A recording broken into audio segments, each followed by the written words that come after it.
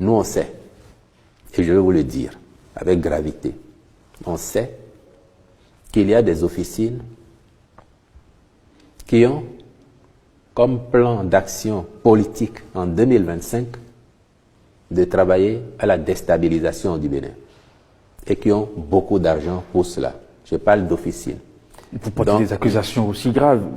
Je parle d'officines et je vais vous dire, plus grave encore, certains de nos compatriotes officient au sein de ces officines-là. De l'intérieur ou de l'extérieur? De l'intérieur comme de l'extérieur. Je vais vous le dire.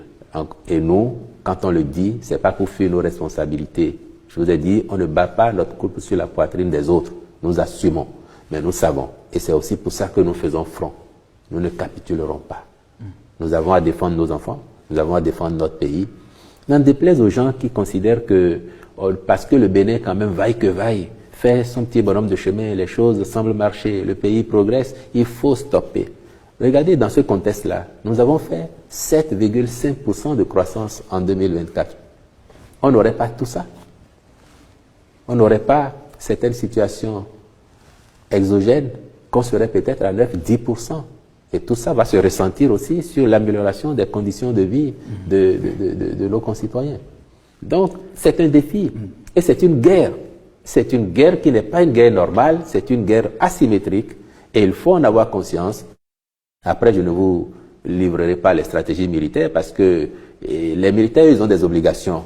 Mais après, en situation d'asymétrie, il faut, vous le disiez peut-être tout à l'heure, il faut aussi s'adapter. Et s'il faut changer d'approche, il faut utiliser certaines méthodes, peut-être que désormais, il ne faudrait pas en faire l'économie. On voudrait mieux comprendre sur cette accusation que vous portez sur certains de nos concitoyens, dans l'objectif de déstabiliser notre pays. En termes clairs, il y aurait un financement destiné à des Béninois dans l'objectif de déstabiliser le Bénin? Pour être plus précis encore, vous voyez les personnes dont parlait M. Sounouveau, qui diffuse sans discernement ces vidéos, ces productions sur les réseaux. J'ai dit, il y en a qui sont de bonne foi, mais il y en a malheureusement qui sont dans une entreprise déstabilisatrice.